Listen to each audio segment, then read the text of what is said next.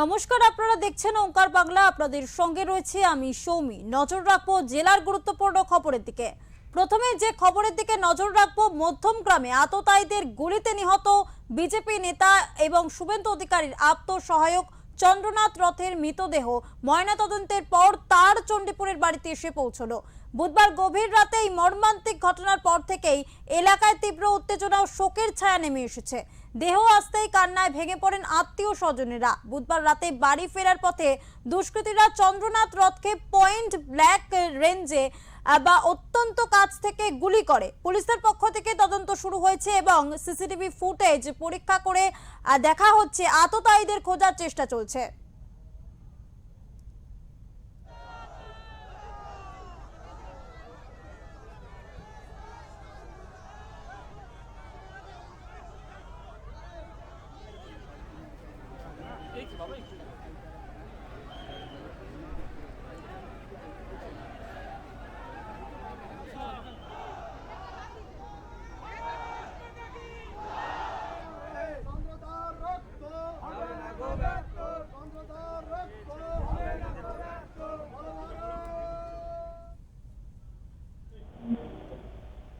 এই বিষয়ে আমরা কথা বলবো আমাদের প্রতিনিধি প্রদীপ মাইতির সাথে। প্রদীপ, তোমার কাছ থেকে জানতে চাইবো, চণ্ডীপুরে এসে পৌঁছালো চন্দ্রনাথ রথের নিথর দেহ, সেক্ষেত্রে এই মুহূর্তের পরিস্থিতি ঠিক কিরকম, কখন এসে পৌঁছালো তার দেহ এবং স্থানীয় মানুষজনই বা ঠিক কি জানাচ্ছেন?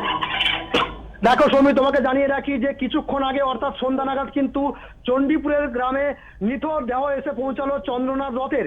তো তাকে পেয়ে কিন্তু এলাকাবাসীরা খুবই শোকাস্তব্ধ। পাশাপাশি বিজেপি বিধায়ক এবং বিজেপি জেলা নেতৃত্বরা চণ্ডীপুরের গ্রামে অর্থাৎ চন্দ্রনাথ রথের বাড়িতে হাজির হন। তারা সেখানে তাদের ওই অর্থাৎ চন্দ্রনাথ রথের নিথর মৃতদেহ কিন্তু মাল্যদান করে এবং পুষ্পার্ঘ নিবেদন করে এবং তার আত্মার চির শান্তি কামনা করে। আজকেই সন্ধ্যা নাগাদ কিন্তু চণ্ডীপুরের গ্রামে চন্দ্রনাথ রথের মৃতদেহ এসে পৌঁছাতে কিন্তু গোটা গ্রাম সহ এলাকার মানুষরা শোকাস্তব্ধ এবং গোটা গ্রামে নেমে এসেছে শোকের ছায়া।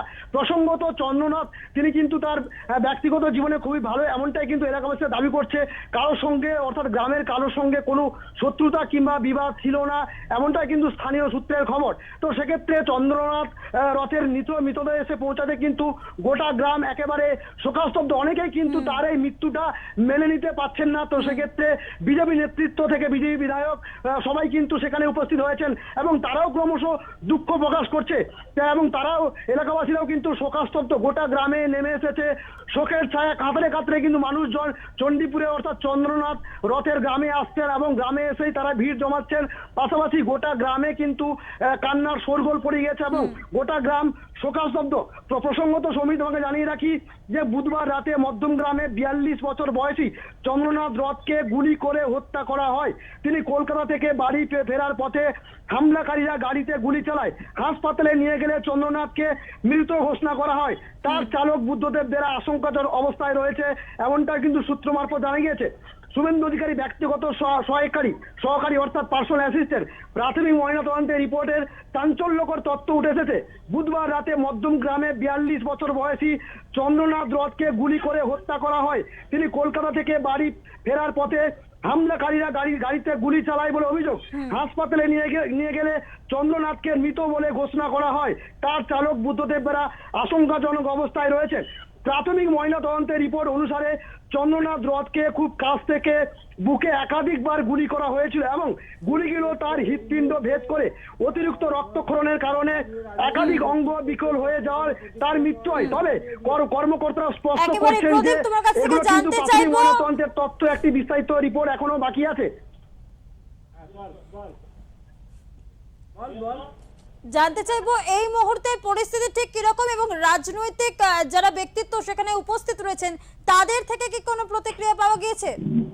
দেখো এই মুহূর্তে চণ্ডীপুরের গ্রামে কিন্তু গোটা গ্রাম সহ এলাকার মানুষরা শোকে ভারাচ্ছন্ন। পাশাপাশি এই মুহূর্তে কিন্তু নিথর গ্রামে কিন্তু দেহ এসে পৌঁছেছে। তার পাশাপাশি এখানে কিন্তু দেখা যাচ্ছে শুভেন্দু অধিকারী, যিনি বিজেপি বিধায়ক ভবানীপুর নন্দীগ্রাম, তার ভাই অর্থাৎ এগরার বিজেপি বিধায়ক দিব্যেন্দু অধিকারী এবং চণ্ডীপুরের বিজেপি বিধায়ক পীযূষ কান্তি দাস, পটাশপুরের বিধায়ক তপন মাইতিকে দেখা যাচ্ছে তারাও কিন্তু ক্রমশ শোকাস্তব্ধ রয়েছে। পাশাপাশি বিজেপির কাঁথি এবং তমলুক সাংগঠনিক জেলা নেতৃত্বকে দেখা যাচ্ছে এবং তারা কিন্তু মৃতদেহ কিন্তু একেবারে তারা দেখছেন এবং মৃতদেহ কিন্তু একেবারে পুষ্পার্ঘ নিবেদন করছেন এবং তারা চন্দ্রকান্তের আত্মার বিদায়ের শান্তি কামনা করছেন, কিন্তু তারাও মেনে নিতে পারছেন না ঠিক কি কারণে চন্দ্রকান্তের মৃত্যু হয়েছে। তো সেক্ষেত্রে পুলিশ সূত্রে জানা গিয়েছে যে ময়না তদন্তের প্রাথমিক রিপোর্টে বলা হয়েছে চন্দ্রনাথের শরীরে 3টি গুলির ক্ষত ছিল, 2টি বুকে এবং 1টি পেটে, যার ফলে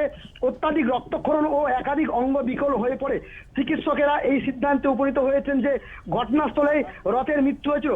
বারাসাত সরকারি মেডিকেল কলেজ ও হাসপাতালে একটি মেডিকেল বোর্ডের তত্ত্বাবধানে এই ময়নাতদন্ত সম্পন্ন হয়। ধন্যবাদ এমনটাই কিন্তু প্রদীপ জানা তোমাকে। যাচ্ছে, সৌমি। ধন্যবাদ।